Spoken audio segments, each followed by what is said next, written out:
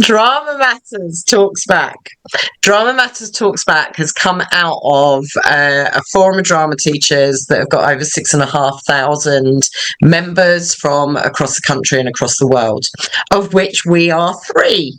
And as you all know, there's lots going on in the industry at the moment, whether it be the performing arts drama industry or whether it indeed be education, where we are getting booted to the side. Yet again, let's face it, we're used to it, but so much hope existed with the curriculum review.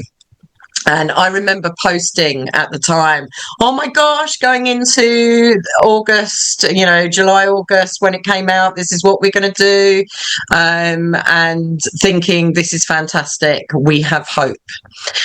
Unfortunately, that wasn't how it panned out. Albeit, many people, when it first came out, and many people that are at the top of their game in the education sector for drama really raved about it and put all over social media how fantastic it was, etc., etc. And in fact, when I commented on people's posts, I got shot down big time. Of stop being pessimistic, etc., etc. But I'd read the review and I didn't feel that there was anything to be excited about. Yes, we were being made a bigger part of English, but ultimately we were still remaining within English, and we will discuss as to whether drama should indeed be a national curriculum subject. But I have my beautiful friends and colleagues with me tonight to discuss this because of the fact that we've all met through Drama Matters. We didn't know each other before Drama Matters, and we meet up at our networking weekend every year, and we put the world to rights, and we often meet on Zoom to do exactly the same thing. And I asked these guys whether they would be happy to do this session. So really hoping that you get something from this. If nothing else, you get to hear what other drama teachers think, and hopefully you find that actually maybe we're shouting from the rooftops things that you're feeling too. So I'm Tracy Dorrington. I'm the founder of Drama Matters. And Dr. Julie, would you like to introduce yourself? Hi, I'm Dr. Julie Salisbury. I'm a head of performing arts at a Chester school in an area of massive social economic deprivation, a state school that drama is extremely successful in, and yet obviously we are affected by all the cuts that are going on at the moment, specifically aimed at the arts. And the review for me, there's no change, absolutely none. But I'm also a practitioner researcher, and I'm actively involved in arts-based research, and my main study is looking at the impact that drama has on the mental health and well-being of young people in a secondary school setting, and looking from the pupils' voice themselves. And I've got quite a bit to say about where the research for this new arts review has come from, and possibly the lens that has been used for it to be shared with the general public. No, that's brilliant. Thank you. And could you just tell us what's burning in your room, Dr. Julie, so he thinks that there's a fire? Sorry, I've got some white sage burning at the moment, some incense just to calm me down a little bit. And then we have the wonderful Claire. Well, thanks for making me follow Dr. Julie, Tracy. In the interest of keeping it real, my microphone will sometimes be on mute because my two children will be running around at some point, so apologies for that. So I'm Claire, and I'm head of drama at a secondary school in Dudley in the West Midlands. Struggling a little bit with lack of drama at Key Stage 3 and how that implements into Key Stage 4. I'm the only person in the department, so I'm understanding what that's like and how difficult that could be. To put productions on and to be the only cog in the wheel, keeping it all going. So yeah, that's me. Wonderful. And I should have probably said that I'm also head of drama and performing arts at a school in Hertfordshire. I've actually only been there nearly 2 years now.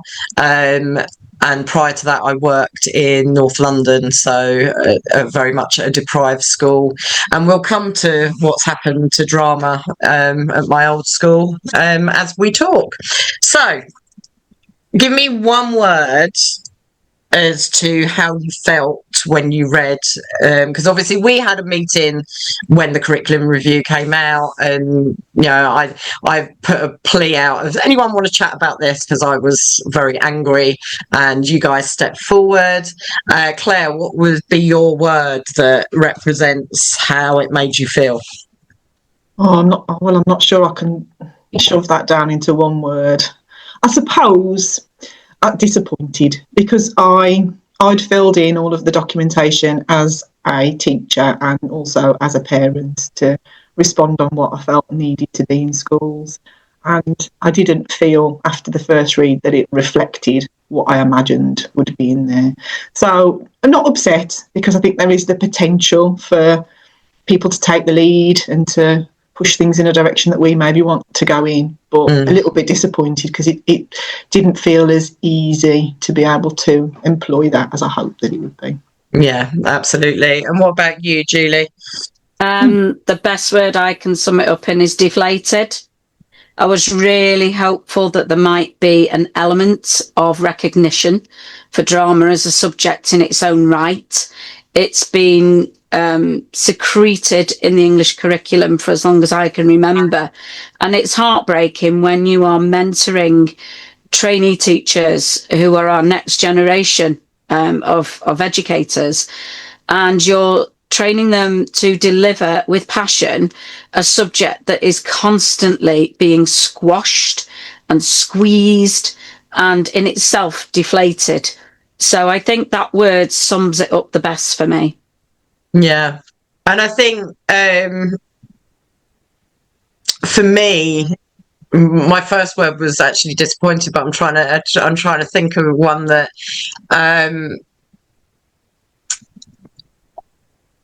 I think I'd probably go with pessimistic. Because as much as, loving your positivity, Claire, of the fact that maybe there is a little bit of a glimmer of hope somewhere. But the one thing that screamed to me throughout the document, and we're going to come on to the document in a moment, was the fact that throughout it mentions things that are, and we're not going to use the phrase soft skills this evening, because there is nothing soft about our subject. If anything, it challenges, it makes people inquire, it enables people to see things from different perspectives by looking at different character perspectives. And if there's anything we need more than ever in this world of ours at the moment, because let's face it, it's an absolute shocking mess, is the fact that empathy and understanding the human condition and differences. And that is one thing through the craft of acting. We learn about the human condition. We learn who humans are. I often say to my students, if you want to learn how to act, watch people. Not in a weird way, obviously, but it is about people watching. It's about understanding perspectives. And throughout this document, it refers to how it needs to be well-rounded, how it needs to have all these different skills and embrace young people and give them opportunity. And that's what drama and theatre do, and yet, we all know that just even taking a trip to the theatre sometimes isn't possible because of cost factors. If we look at private schools, they will never get rid of the arts. They know its value. So if you want to have a school that's like Eton or such like, then look at the subjects that they're putting at the core of everything. And the arts are those. And I don't mean just drama. I mean music. I mean art. I mean DT. All of those different skill bases. And I think that is the thing that really, really makes me struggle with how can they write a curriculum review that, just in the opening, all the subjects in the national curriculum are valuable and play an important role in preparing young children for life and work. Russell Group universities, employers constantly turn around and say, yes, you can get your foot in the door with your academic, but ultimately they do not have the skills then to present themselves at interview. So your academia may well get you the interview, but it will be the drama that gets you the job. You know, it'll be the drama that gets you the course and the position. So I think, I think it might as well be fire paper, to be quite honest, when it comes to, because it's certainly not burning any aspect of drama within it. So I'm going to bring up, hopefully, if I've got the right hold on. I'm going to bring up the actual document, and I'm going to share that on the screen just in case any of the people, because hopefully we're hoping that, as much as we love talking drama anyway, we're hoping that people are going to watch this, listen to it, learn something, and maybe get a little bit of fire in their belly to actually stand up and go, no, we need to do something. Because I'll be honest, I'm not seeing anybody do that. There's little token, oh yes, they need to do this or they need to do that, or you know, the Stage might interview someone, or the Telegraph are talking about the numbers dropping, or the Guardian or such like. But that's it. That's where it stops. It doesn't go any further than that, and we need further than that.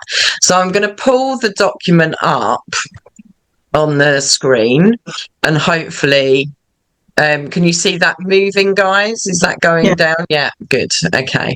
So the first point that I want to raise, and obviously do stop me,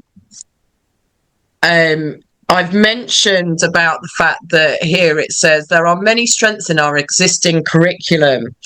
And then it goes on to, and the important things that schools and colleges provide for their students every day, the enrichment activities, sports, performances. Now, you wanted to say something on that, Claire, about the fact that they seem to be putting it into a bit of a pigeonhole to do with enrichment rather than actually a subject. Yeah, well, I mean, the new Ofsted framework puts a lot of focus on careers and the ability to make sure that students have got access to that, which obviously we do a lot. Even the job of just putting on a production is showing students what that in itself is like. But then enrichment is another one of their focuses, and making sure that there's all of those extracurricular opportunities for students to have, which of course we do by default. But you then find yourself, don't you, in a situation where your working life to commit drama to the curriculum is done after school, outside of what your actual teaching hours are. And of course, we all do that without question, but that should be where it should lie. And also, some of the students who would benefit from drama the most are the students who might not participate in those after-school clubs. So you by putting into that pigeonhole of enrichment, you are restricting it from a lot of children, and it needs to be making sure that it's on the curriculum properly in order that all of those children have access to it without it just being that enrichment opportunity. Yeah. And if you look at the amount of posts lately about my numbers have dropped because obviously people are starting to find out about their options and who's chosen their subject, or I'm not allowed to run drama this year. What can I do? You know, we take it all very personally because we, you know, work our backsides off on our subjects. And I think the bit that here towards here we go. So we must maintain it. So I'm looking at where I'd highlighted. Finally, we must maintain a strong academic core for all that supports life chances and ensure that more young people secure the expected standards in maths and English. Now, I don't know about you, but maths and English sit very much within drama, in the sense if you're doing production, very much maths, working stuff out, and even timings of things when you're doing performances. And in relation to English, obviously, when oracy became a thing, it was like, hold on, we've been doing this in drama for years. And all of a sudden it's, everybody must be doing. Actually, if everybody looked to their drama department and saw what they were doing, they'd have noticed that actually they'd been doing that for a long time. And then it says, however, we must also grasp the opportunity to ensure that more young people are able to choose qualifications that inspire them and which speak to their strengths and the directions they wish to take. Now, if that's the case, then why are they minimising so many art subjects?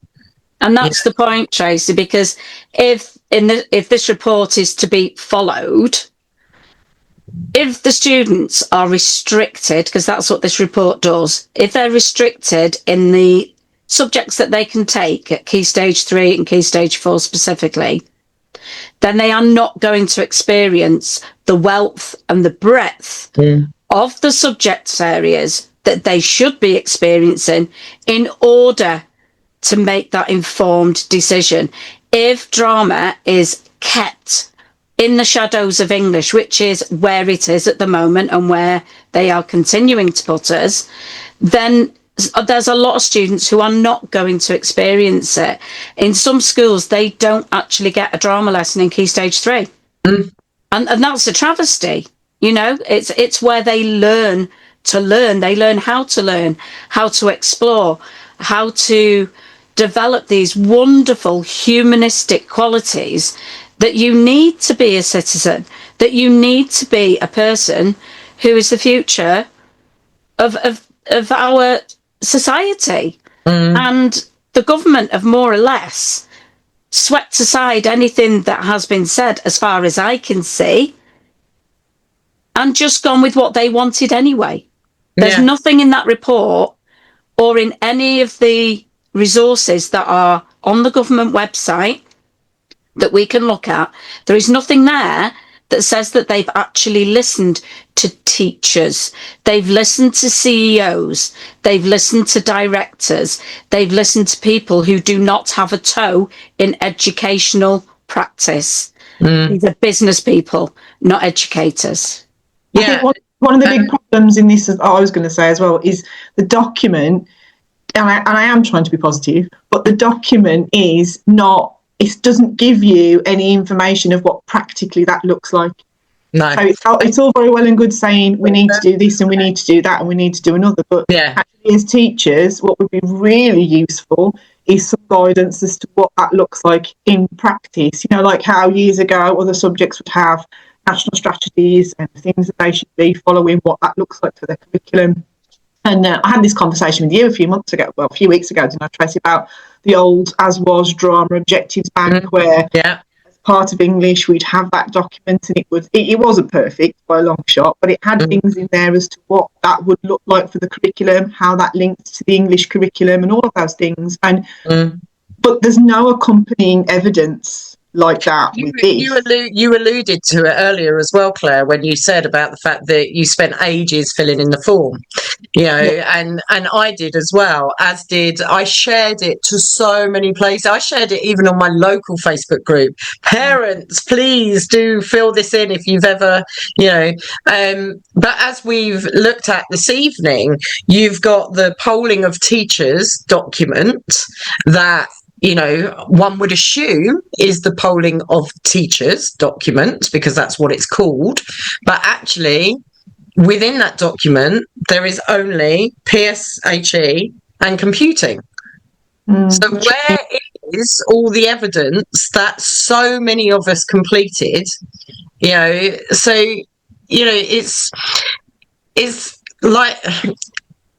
like you've just said, if not that in this document it says, drama is important and we want to make sure it's seen as such. But even with any of this document, it doesn't state these are our next steps. It states that this is what we found out. But even then, we're not sure how they found that out, because it doesn't actually state where that well, it does state where the polling of teachers, but as we just said, actually that document has 2 subjects on it. And I think also when you go down,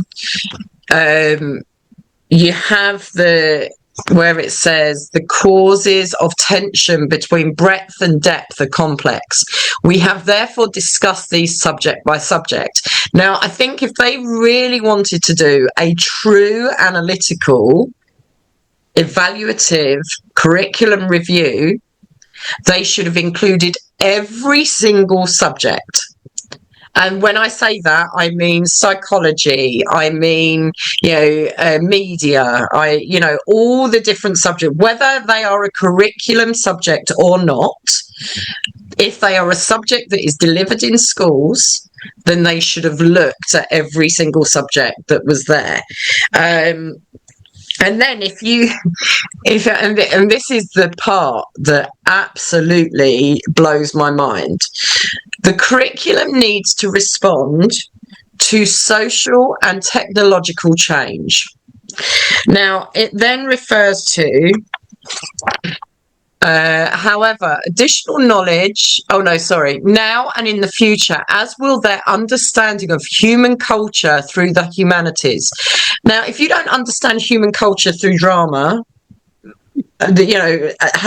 drama is the study of the human existence, and the different types of people that exist. And then it talks about languages and the arts. And then I've just written drama, ! And then it talks about cultural knowledge and skills, drama, ! It's almost got the same. Good. But it's almost like they had a challenge. Do you remember that challenge I gave you, Julie, when you were doing a very important thing? And I said, I want you to squeeze these 2 words into your speech. Yes. It's almost like someone's turned round to the government and said, you need to complete this document, but nowhere are you allowed to say drama is actually fundamental. Hold on, isn't that the drama game, Taboo, where you have to describe it and not say the word?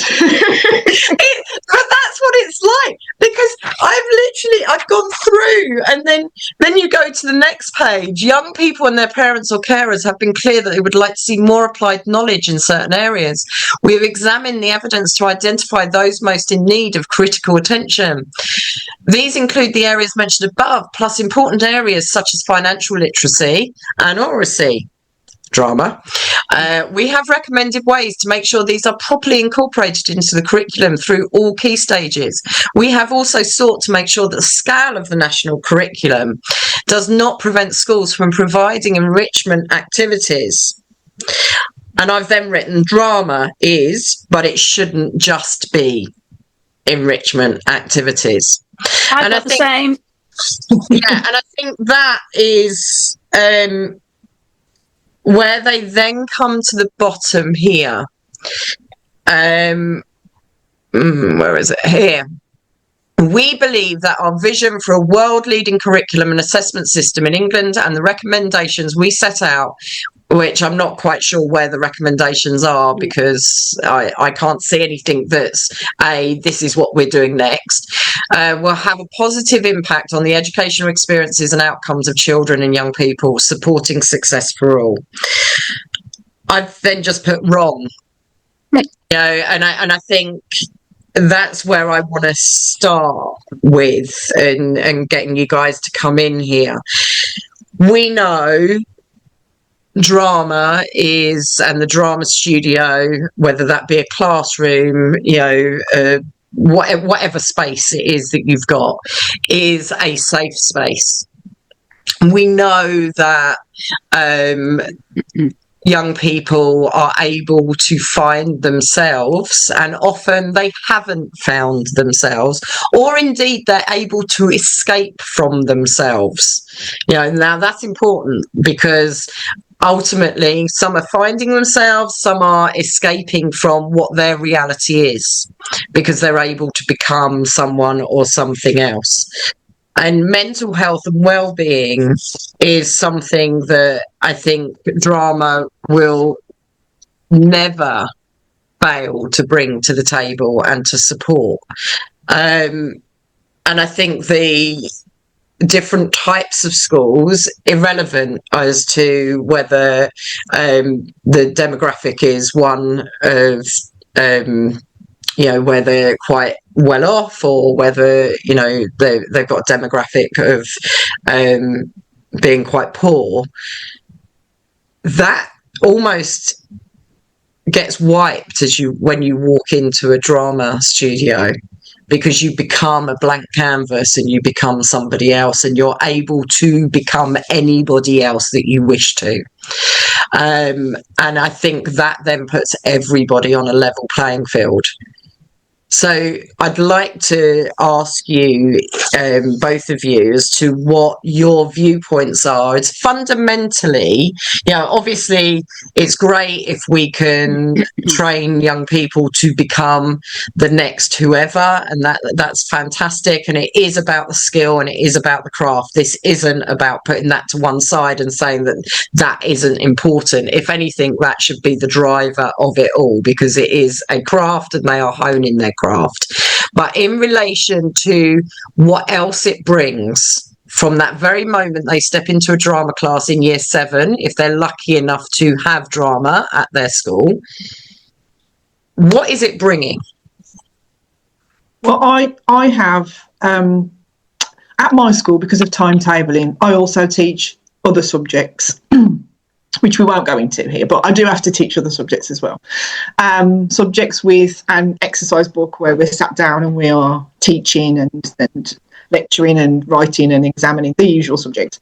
So it will be maybe a few weeks in before I have a proper understanding of the children in that classroom. I will have had to have taken their books in, marked their books, circulated around, all of those different things, you know the drill.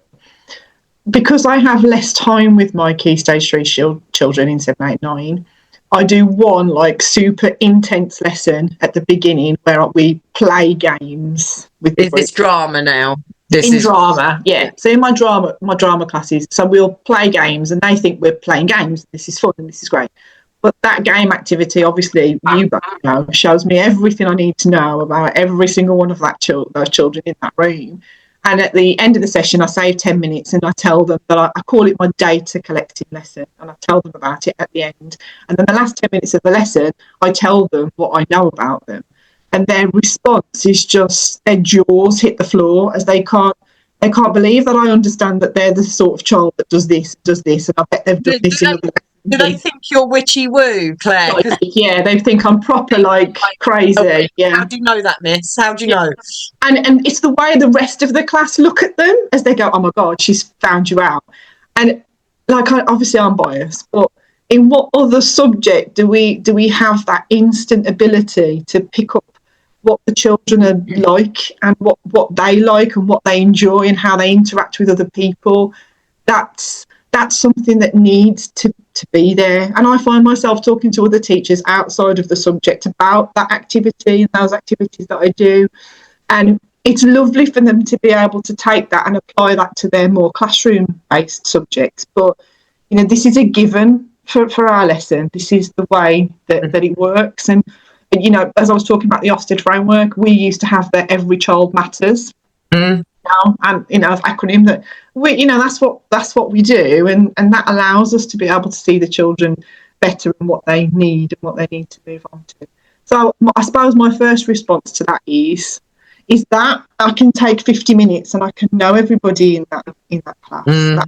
Surely that has to be something that has to stay, not just for children but for parents. Talking as a parent, I really want both my daughters to be able to walk into a classroom and their teacher within an hour knows them.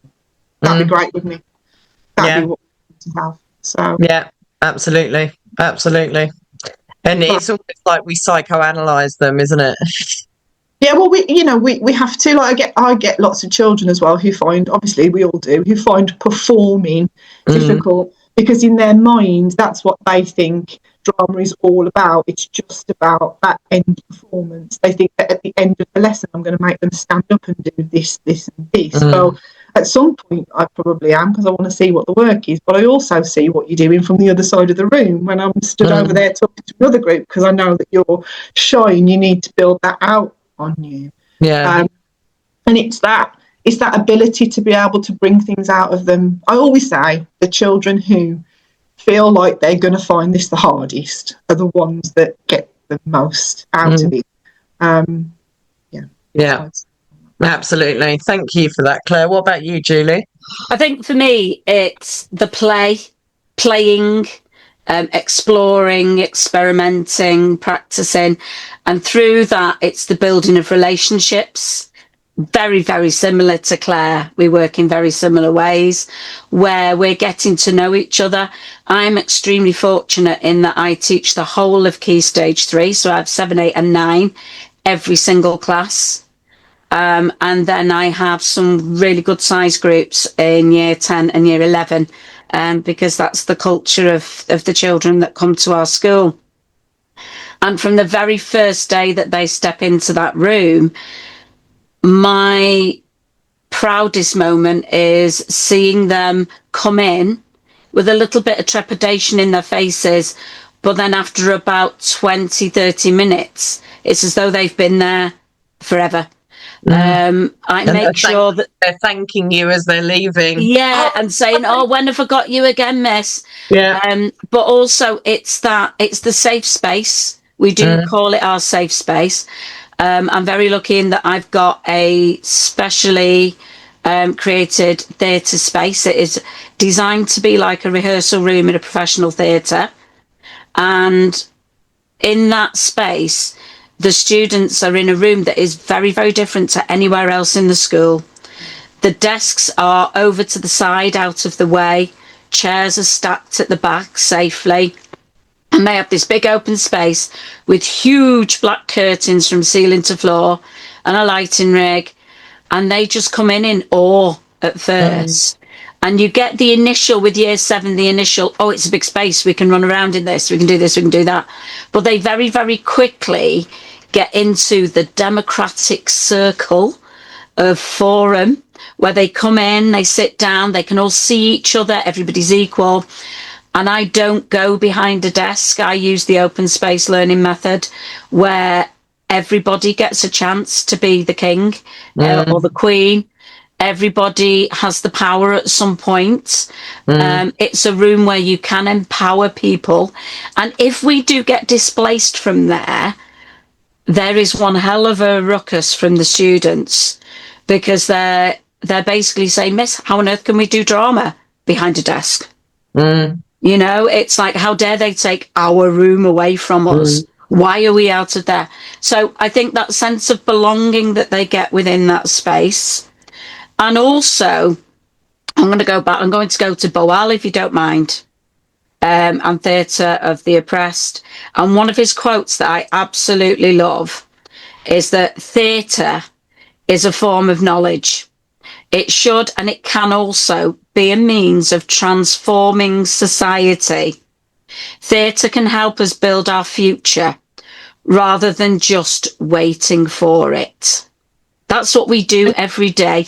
And that right there is why it's so important and why it needs to be acknowledged as such. You know, the drama teachers had to work our backsides off in COVID because all of a sudden we were behind desks, you know, when we were back in the bubbles and we weren't allowed in our drama studios and, you know, all of that. It was the amount of conversations we were all having with each other because we really did have to work out how to do it differently. And I remember Scott Graham talking about the fact that obviously, because physical theatre, frantic assembly is all about touch. And I remember that interview we did during COVID where he said, you know, it was scary, but all of a sudden we had to look at things, what happens with the absence of touch. And that made everything so much more powerful. And And I think this almost brings us very sweetly onto whether drama should be a national curriculum subject, because I'm in two minds. I'll be honest, I am in two minds. One is the fact that I'd like it to be because of the security, because if you actually look at our country at the moment, OCR have just dropped it as an exam. So they're closing their GCSE drama. That speaks volumes. If anybody wants to know whether our subject is possibly teetering near the edge, that's massive.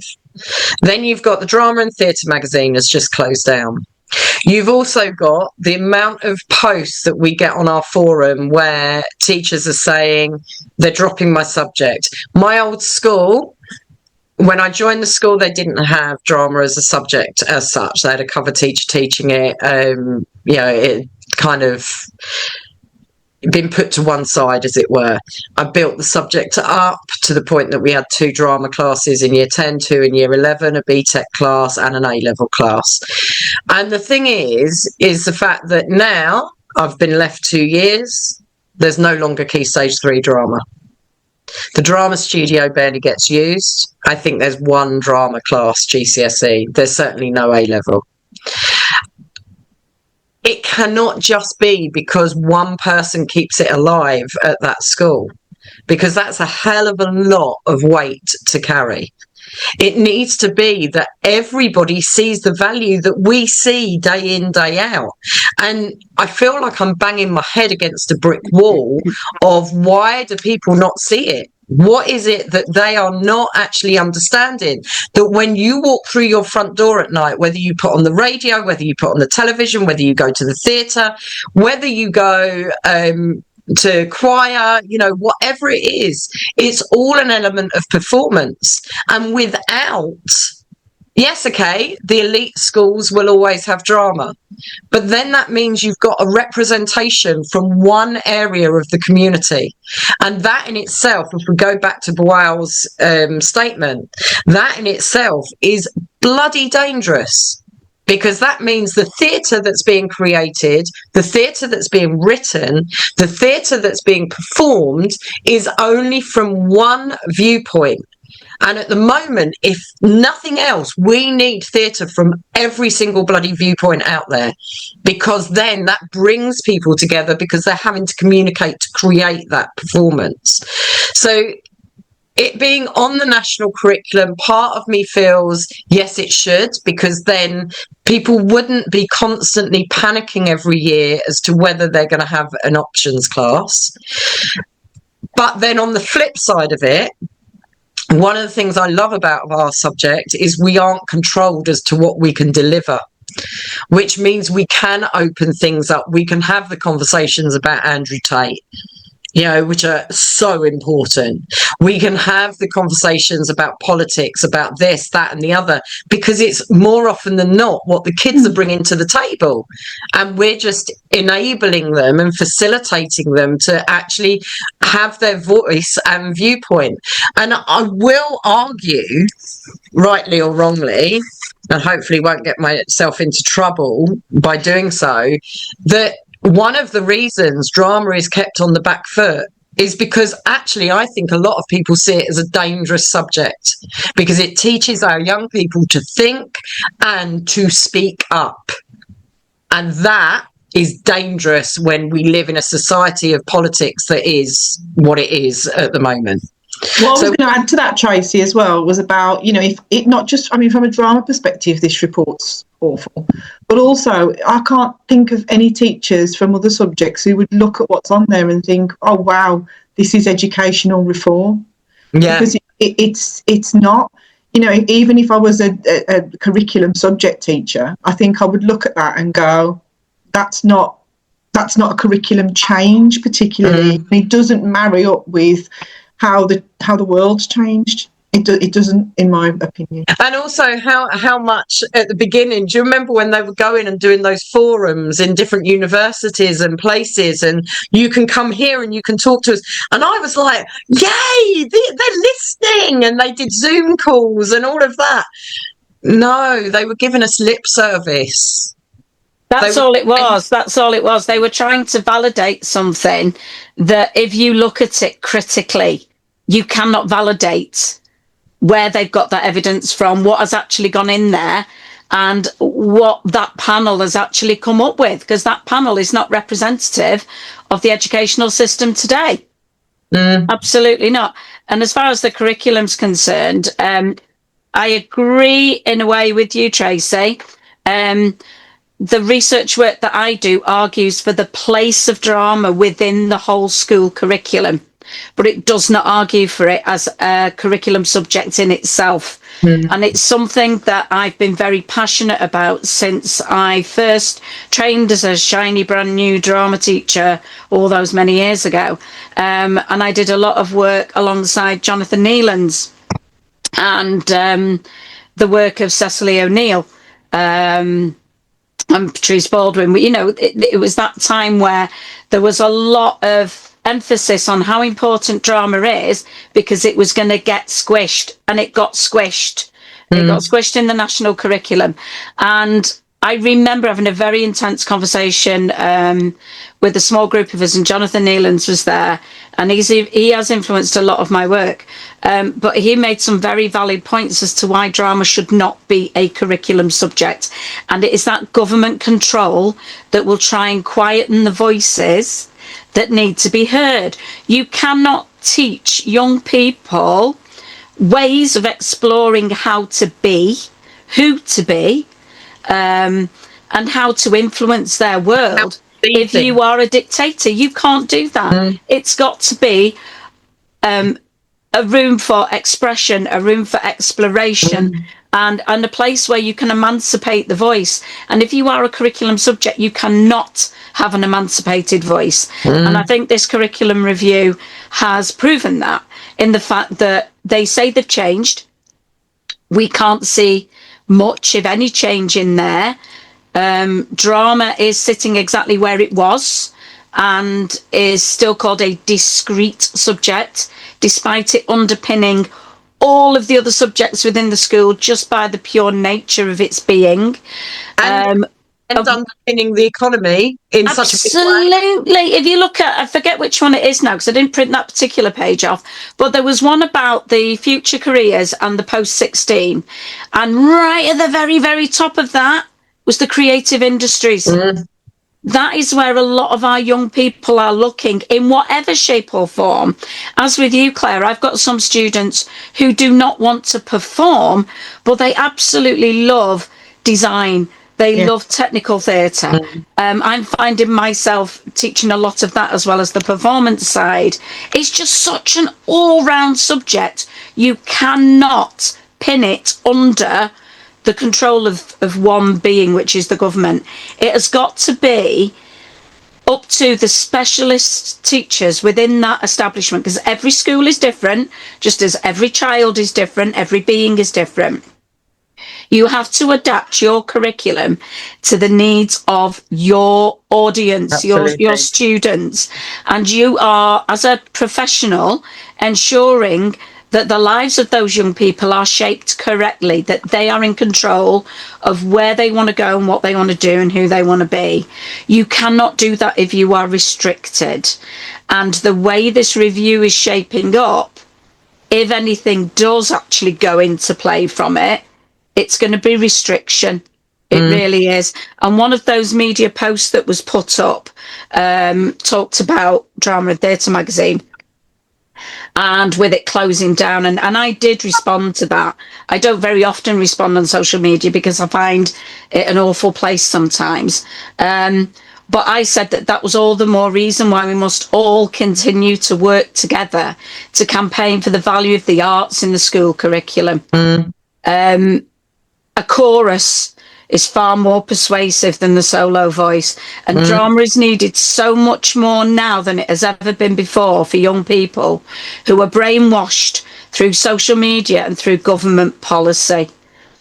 And I think we all need to endeavour to make sure that we keep that drama as profiled as we can in the lives of our young people, not being restricted by a curriculum subject, but being wholly embedded within the school curriculum. It's a basic need.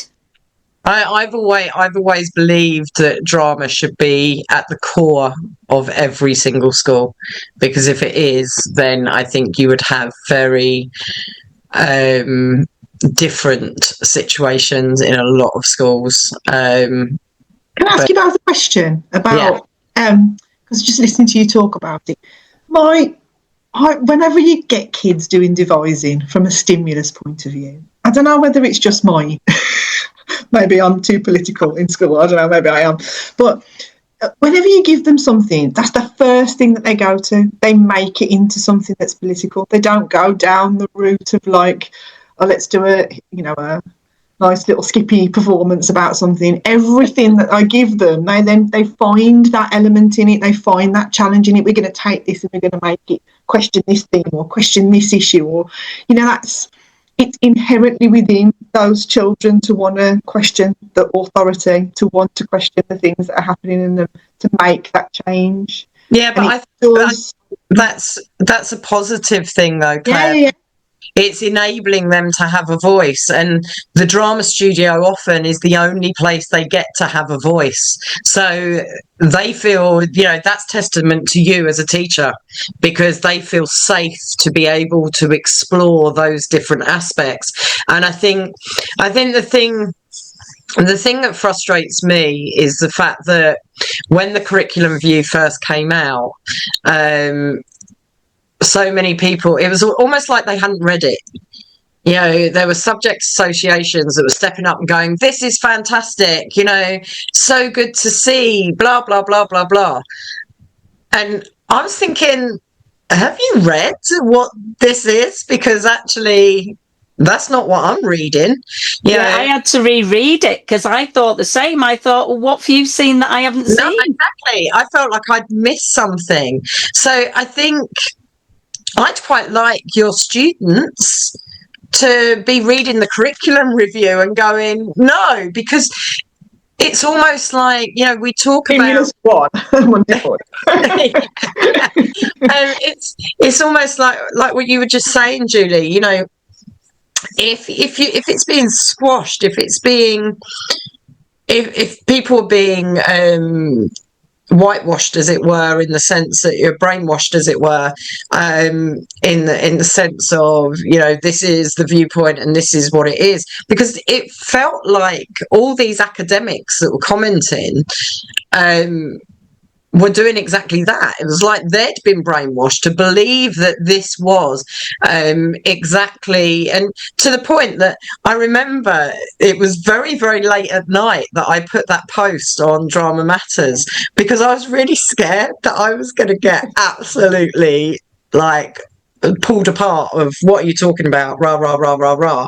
And I was very much a case of is it just me? It was very tentative. Is it just me? And what I'd put, hold on, let me read it. Where is it?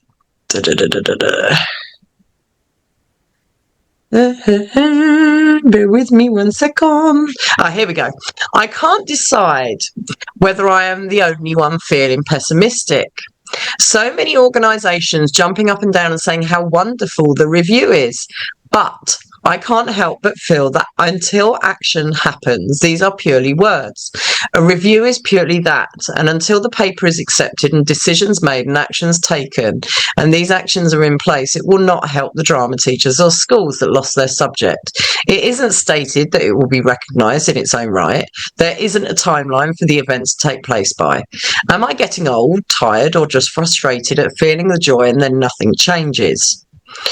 And the amount of people, some people were like, oh yeah, no, be positive, and then somebody else put, honestly, Tracy, I'm glad you've posted this, because I have to agree with you. Why is it that drama is still being pulled in with English almost as a second thought? Drama is a subject on its own, and I don't understand why that can't be recognised. I also feel frustrated that when it comes to the curriculum for the discrete drama under English, it will fall to English teachers, non-specialists, to look at what and how drama should be taught, not the drama specialists. Sorry for the rant. I'm flying solo in the department this year. But I think what's really important there is also the fact that if you actually look at universities, the amount of people that deliver a PGCE drama course now, there's one university in our country that deliver purely a PGCE drama course. Now, I was very, very lucky. I did drama PGCE at Middlesex University under Ken Taylor, an absolutely amazing man who knew his stuff inside and out. And certainly I had the passion for drama anyway, but he imparted his passion for the subject and it being delivered to young people. So I think, you know, those young people that you're talking about, Claire, them being able to, yes, we do want sometimes them to do the light, but I think it's so important that their voices are, if that's what you want to do your piece about, you go for it, because actually your voice is heard in this room and we're interested in your voice. Yeah. How do you feel about it being a national curriculum subject? I feel like it's a dangerous place to be because, you know, my entire teaching career, you know, it started off 2005 when I started, and it was like, right, now you're in a school, you need to come up with your own learning criteria, your own assessment objectives, your own reports, your own everything from scratch. And I remember being like, oh my God, this is a lot. And looking over at other subject trainees and going, what, someone's done yours for you? Okay, brilliant. I've got to start from scratch from mine. But then once you actually work with that and I understand what my students need in year 7 from training. You know, a lot of other teachers will go into that and they're following the guidance, but I know how they've got to get there because I've built the building, so I know how they're going to get there. So I feel like that control about how I work with them means that I can change things. I get really bored easily as well. I can't. I will teach a scheme of work with one text and they're like, oh, I've not really enjoyed that with that group. I'm going to move on to a different text for the next one. And it creates so much extra work for me sometimes because I'm just like, why have you even done that, Claire? Because if I'm not passionate about that, then the kids aren't going to be passionate about it. So that can go on the heap and I'll do something else. And that's it's like going back to my lesson. I tune that to what my kids need. And I feel like I have the luxury of doing that because I'm not a curriculum subject, yeah. And I think I remember at the networking weekend a couple of years ago, we were talking about building a curriculum and what it should look like. And I'll never forget, there was a lady who was really struggling with her key stage 3. She was struggling with uptake. And she just said, I don't know what it is that I'm not doing right. And it wasn't a case that she was doing anything wrong, by no means the imagination. But I purely said to her, do you enjoy that scheme of work? And she went, well, I've taught it for years. I said, that's not why I asked you. Do you enjoy delivering that scheme of work? And she went, well, no, not really. I said, well, then there's your problem. If we aren't enjoying, is what you've just said, Claire, if we're not enjoying what we're delivering, then why the hell should the kids? You know, if it's not making you go, hey, yeah, I'm teaching this today, which, you know, you're not going to feel like that every single day of the week, because some days we just have days where we want to stay in bed, you know, but you don't get that luxury. But ultimately, you do still need to feel a spark about what you're delivering. But Tracy, but this is my positive spin, because we started off this meeting going, Claire's going to be positive about it, and I've been negative. I've been drawn into the negativity. I don't know it, but this is my positive thing about it. And I think I spoke to you about this a few months ago, Tracy. But right, bear with me on this, Julie, because I haven't had this conversation with you. But when they make computer games, right, or any form of kind of like computery type of software, there are people in my family who do computer things. It's not me, but it's them. But when they do that stuff, they quite often put out these games or these things before they're actually 100% ready.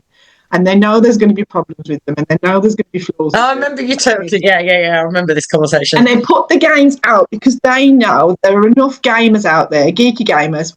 We've got a house of geeky gamers here anyway, so that's not a criticism. But they know that those people will go and fix the problems. And they send it off to them and they go, this is a patch for fixing this, or this is something for fixing something else. And they put those games out knowing that people will do it for them. There's no point in waiting 12 months to get all those fixes in. Somebody else will do that for us and then we'll get it done. So my positivity is maybe this is the chance for us to go, okay, you've given us no guidance. You've told us a bit what you want it to look like, but no actual practical evidence of it. So what can be the next step of us actually doing this ourselves and going, right, that's your kind of beta game, whatever it is they call it. What are we now going to do as a response to that? Because if it's because they just can't be bothered to tell us what the detail is, well, we've got plenty of drama teachers amongst us who can be bothered to create the right curriculum. And we do enough stuff for free. Let's be honest, teachers. What did I write it down? I wrote it down as, unrecognised labour. That's what I wrote down for drama earlier on. So we've got enough of that going on. Surely between a group of teachers, there's the ability for us to actually go, well, perhaps this is what it should look like in Year 7. Perhaps this is what it should look like in Year 8. Perhaps this is what it should look like. Yeah. You know what I mean? So that's a positive way, I think, maybe of actually doing that. And I think no. I like to be positive. I just struggle with this curriculum review to find any positivity. But I think that also ties into, one of the things that I need to find the sheet, but one of the things somewhere they spoke about the fact that they met with a range of subject and curriculum experts, such as subject associations, practitioners and academics, to gather feedback and evidence about the subject-specific challenges and opportunities for improvement. Who did you meet with? Because, in all honesty, I remember at the networking weekend announcing that I'd actually written to the government and they'd responded and they'd said that, we'll be in touch. Well, they never got in touch. And that whole aspect of please stop speaking to people that haven't been in the classroom for 20 years. Please speak to the people that are on the ground in the classroom. Even if I had retired, and they came to me, because I will probably have drama matters until I die. But if they came to me and said, oh, you've done this, Tracy, we'd like to, I'd go, no, don't talk to me. Talk to Claire, she's still in the classroom. Talk to Julie, she's still in the classroom. The reason being is because if I'm not in that classroom, how can I know what is required? And not only that, they need a cross-section of teachers in the classroom. Because what is happening is why I say to people that your exam board you should look at every single year. Because when you actually have that cohort in front of you, that is when you know whether they are going to manage whatever exam board you are doing, whether it be the BTEC or whether it be GCSE, whatever it is. So ultimately, we need them to hear, and you mentioned this early, Julie, if you want to come in on saying what you were talking about as to who was on the panel. Yeah, so like when you look at who's on the panel, there's or the curriculum review, that review panel, there's not one classroom teacher there, not one. You've got so many CEOs, it's unbelievable. You've got people from universities, you've got people from colleges. There's nobody here from secondary education. There's nobody here from primary education. There's no practicing specialist in any of the subjects at all on that review panel. How can that be an informed decision? That keeps it a completely subjective viewpoint. Yeah, and we've always spoken about, look at our networking weekend this year. We're linking up with the University of Warwick, which is absolutely fantastic. And we've always spoken about being collaborative, whether it be primary and secondary into college or college into university. It's all about collaboration. Ultimately, that's what being a cast is, whether on stage or off. But you can't, it would be a bit like having your cast, your production crew, but not having any lighting technicians or anybody that knows how to run the light desk. Absolutely. You're all just going to stand there in pitch black. And I mean, I'm head of department in a secondary school, but I also lecture at college. I lecture at university. I lecture for PGC, PGC students, doctoral students. And I collaborate an awful lot with educators from the other sectors as well. We go into the primary schools. We have the primary schools come to us. We do a lot of collaborative work with sixth form colleges, because we don't have a sixth form, and with local colleges that will specialise in performing arts. We get them to come into us, we go out to them. We do a lot of shared practice so that our students can really immerse themselves in the whole world of that particular subject area, giving them those informed decisions. Can you do that if drama is a discrete subject within English? And the thing that really, really worries me, sorry, Claire, going to be not so positive, is that in the schools where, I'm going to get a bit political now, in the schools where there are shortages in staff due to the budget, that's going to get worse. So you will have a depletion of staff that they deem are not strictly necessary because they can't afford to keep them on. And then you will get non-specialists teaching it. Subjects. Absolutely. So, for example, the NEU have been, they're in the middle of an indicative ballot with members because there's a 6.5% pay rise on offer over 3 years, which in effect is a pay cut. It is unfunded. So where's the money going to come from? It's supposed to come from schools. Schools can't afford it. They're on the backsides as it is, especially the state schools, who are not yet in academies but are being pushed that way. And the first people to go are your support staff, who, as we all know, are highly valuable in any classroom. They know the students just as well as we do. And those members of staff are now being told, I'm sorry, there's no job for you come September because we have to streamline the staff. Yeah. I'm sorry, you've got to go.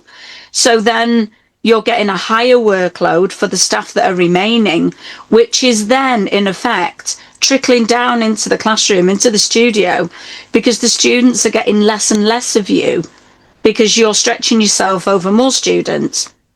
And my worry is that because there were no classroom practitioners, experienced classroom staff, specialist staff in that panel, then that is not an informed decision that they have made. Mm-hmm. They have not taken all the voices in. And that is so clear when you look at any of the subjects there and you talk to any of your colleagues around the school. You know, some people who have put forward their case, they've filled in that extremely long questionnaire. They've contributed, and they've not recognised anything in that review either. Mm. So I am very, very sceptical. It is my critical eye on that review panel because I do not think that is an objective decision that they have made. But it's also, you know, one of the big things that people have pulled from it is the fact that they're going to get rid of the EBAC. Mm. But you got to remember the framework of schools has changed. So there's academies, I couldn't even say the words, academies, you've got your normal state schools, etc. They don't have to deliver what the government say anyway.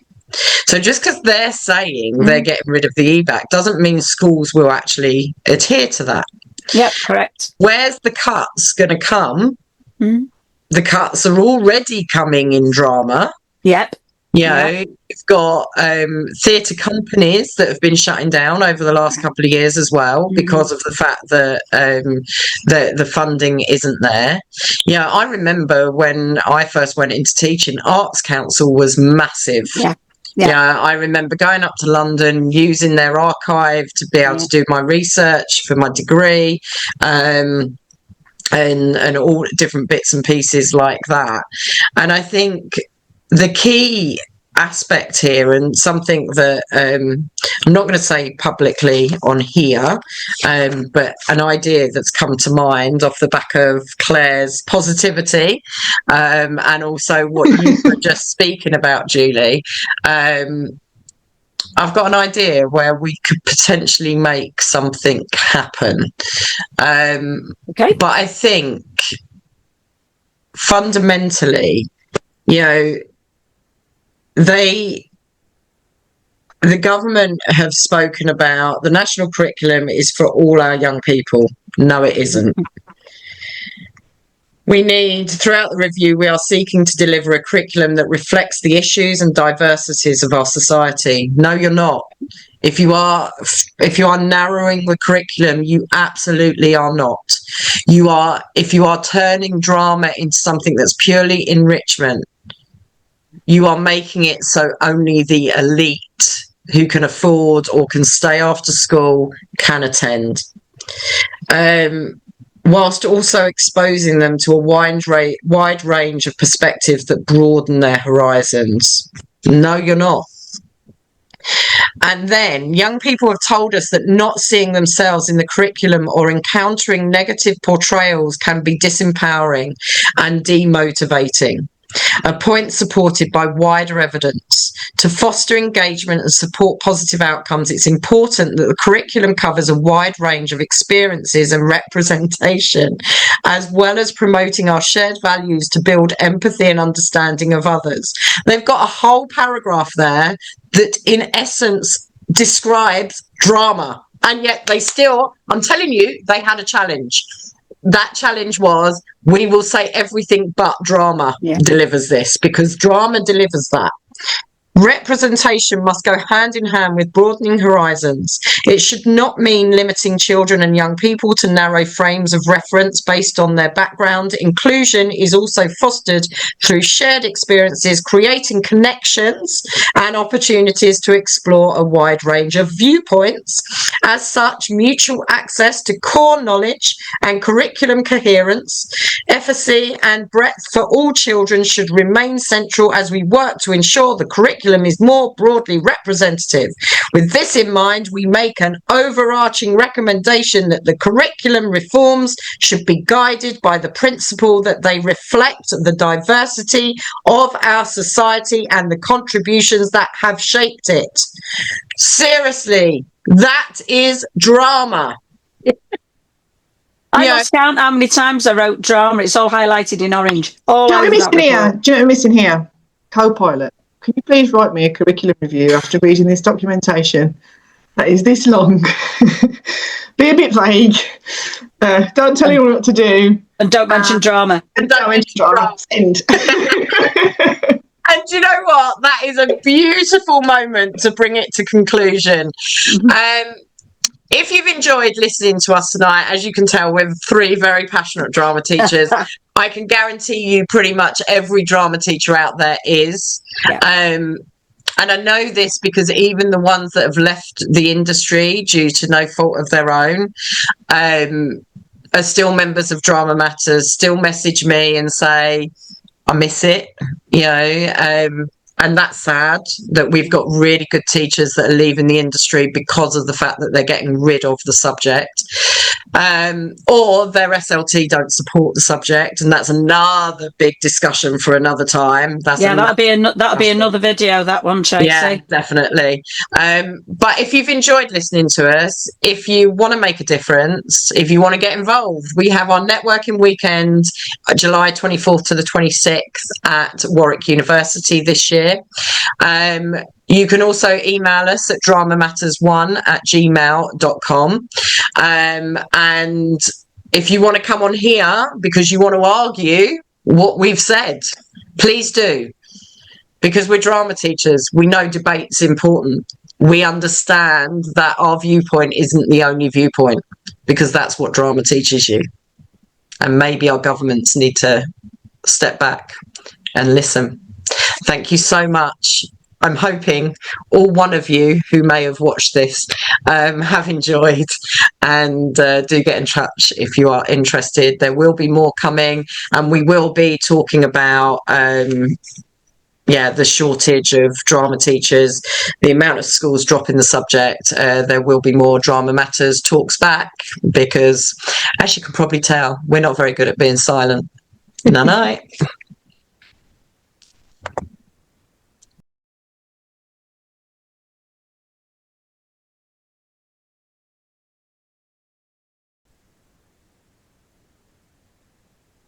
Here we go. Hi, this is Drama Matters Talks Back. Drama Matters Talks Back is out. Oh no, hold on. See, this is how rubbish it's going to be. No. Hi, Drama Matters Talks Back. Drama Matters Talks Back, take 3. Hi. Right.